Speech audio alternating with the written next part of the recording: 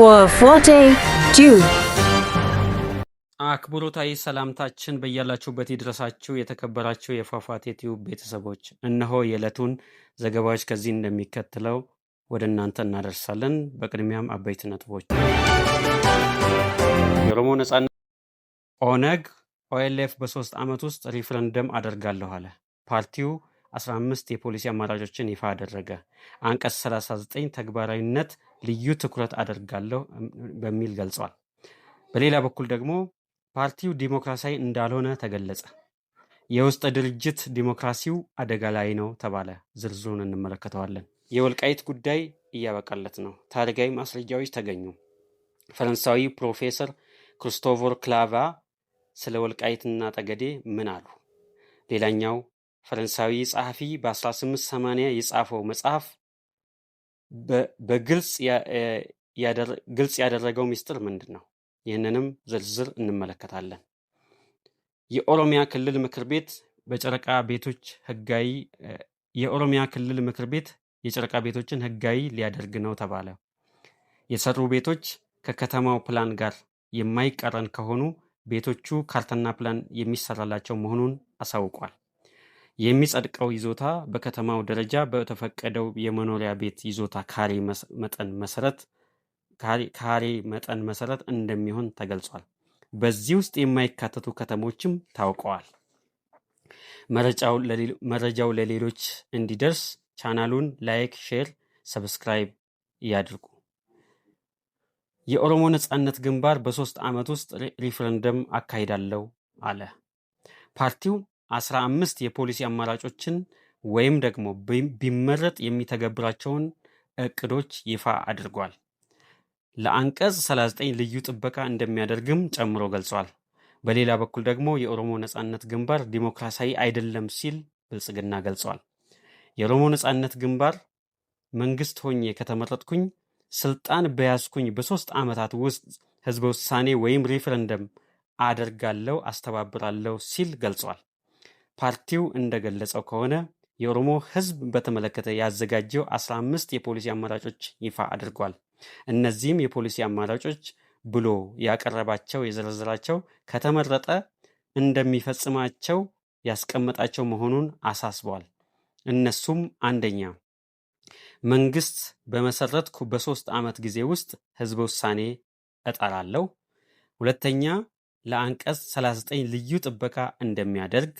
ሶስተኛ፣ አዲስ አበባ የኦሮሚያ ክልል አካል ሆና በኦሮሚያ ጁሪስዲክሽን ስር እንድትሆን አደርጋለሁ። አራተኛ፣ አፋን ኦሮሞ የፌዴራል የስራ ቋንቋ እንዲሆን እና የትምህርትና የሳይንስ የምርምር ቋንቋ እንዲሆን እሰራለሁ። አምስተኛ፣ የተረጋጋና ዲሞክራሲያዊ የሆነ የፌዴራል ስርዓት እንዲኖር እሰራለሁ።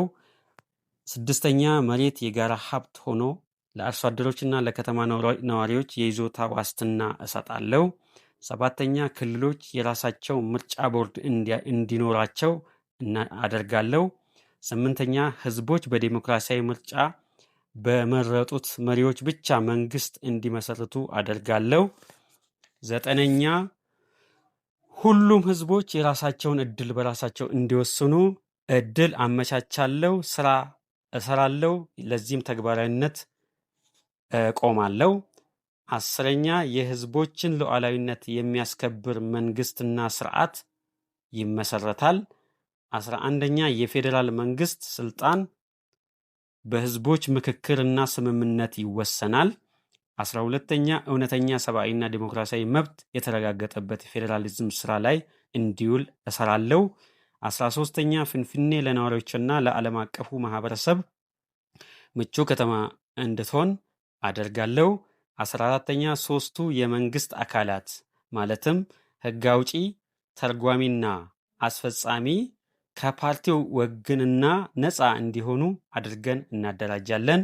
15ኛ፣ በክልልና በፌዴራል ደረጃ ያሉ ዳኞች፣ ምክትል ዳኞች እና ሌሎች ተሿሚዎች በነፃና ገለልተኛ ኮሚሽን አቅራቢነት በህዝብ ተወካዮች ምክር ቤት እናጸድቃለን በማለት ከተመረጠ የሚያከናውናቸውን የፓርቲ ፖሊሲ አማራጮችን ያላቸውን አሳውቋል።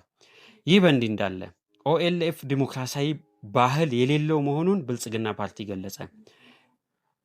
ብልጽግና ፓርቲ እንደገለጸው ኦነግ ለ40 ዓመታት ገደማ በአንድ ሊቀመንበር የሚመራ ፓርቲ ነው። ይህ የሚያሳየው ዲሞክራሲያዊ ባለመሆኑ ነው ብለዋል። በተጨማሪም ኦነግ ከኦሮሞ ነጻነት ሰራዊት ጋር ያለው ግንኙነት ምን እንደሆነ ለህዝብ ይፋ አላደረገም ብሏል። የኦሮሞ ነጻነት ሰራዊት የሚፈጽማቸውን ኢሰብአዊ ድርጊቶች በግልጽ አያወግዝም። ይህ ቡድን የኦሮሞን አርሶ አደሮች፣ የኦሮሞን እናቶች ሀብት ንብረት ሲዘርፍ፣ ሴቶችን ሲደፍር፣ የተለያዩ እገታዎችን በማድረግ በሚሊዮኖች የሚቆጠሩ ገንዘብ ሲዘርፍ እየተመለከተ አንድም ቀን አላወገዘም ብለዋል። የወልቃይትና ጠገዴ ጉዳይ እያበቃለት ነው። ታሪካዊ ማስረጃዎች ተገኝተዋል። በውጭ አገር ዜጎች የተጻፉት ማስረጃዎች ወጥተዋል።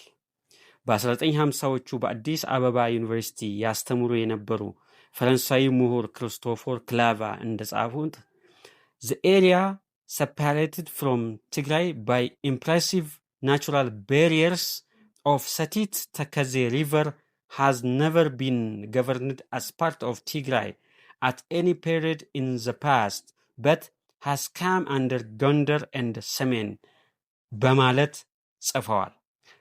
ሌላኛው ፈረንሳዊ በ1880 ወይም ደግሞ በአጼ ዮሐንስ ዘመን የተጻፈ መጽሐፍ ተገኝቷል።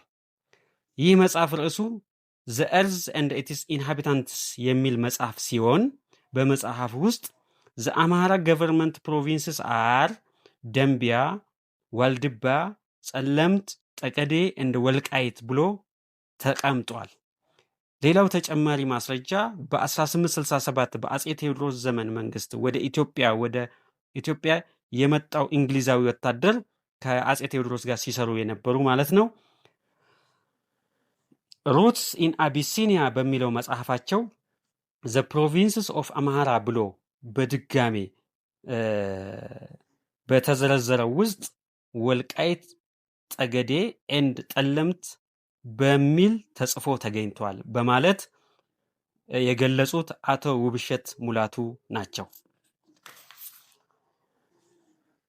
የኦሮሚያ ክልል ምክር ቤት የጨረቃ ቤቶችን ህጋዊ ሊያደርግ ነው። በኦሮሚያ ባሉ ከተሞች በተለያዩ ጊዜያት በህገወጥ መንገድ የተሰሩ ጨረቃ ቤቶች ህጋዊ ለማድረግ ከህብረተሰቡ ጥያቄ ሲቀርብ ቆይቷል። ይህንም መሰረት በማድረግ የኦሮሚያ ክልል ምክር ቤት መጋቢት 10 2018 ዓ.ም ባካሄደው 5ኛው ዓመት 3ኛ መደበኛ ጉባኤ የህብረተሰብ ጥያቄ የሆነውን ህገወጥ ቤቶችን ወደ ህጋዊ የመቀየር ጥያቄ ይመልሳል ያለውን ውሳኔ ወስኗል። ጨረቃ ቤቶቹ ህጋዊ ሲሆኑ ግን የሚጠበቅባቸውን ህጋዊ ግዴታዎቻቸውን ማሟላት ያለባቸው መሆኑን አብሮ ገልጿል። አንደኛ፣ ከከተማው ማስተር ፕላን ጋር የማይቃረን መሆኑ መረጋገጥ አለበት። ሁለተኛ፣ በከተማው የሊዝ ክፍያ መሰረት የሊዝ አዋጅ ከወጣበት ከጥር 24 2005 ዓ.ም ጀምሮ የተጠራቀመ ውዝፍ የሊዝ ክፍያ የመክፈል ግዴታ ነው። ሶስተኛ፣ በሊዝ ህግ ስር በሚተዳደሩ ከተሞች ደግሞ የሊዝ ክራይና የጣሪያና ግድግዳ ከጥር 24 2005 ዓ.ም ጀምሮ ያለውን ዝፍ ክፍያ እና የክፍያውን 30% ቅጣት ጨምሮ መክፈል አለባቸው ብለዋል። የቦታው መጠን በየከተሞች በተወሰነው የመኖሪያ ቤት ይዞታ መጠን ይሆናል ብለዋል። ሌላው ክፍያውን በአንድ ጊዜ መክፈል ካልቻሉ በ2 ዓመት ውስጥ በ4 ጊዜ አቆራርጠው መክፈል እንደሚችሉ ደንግጓል።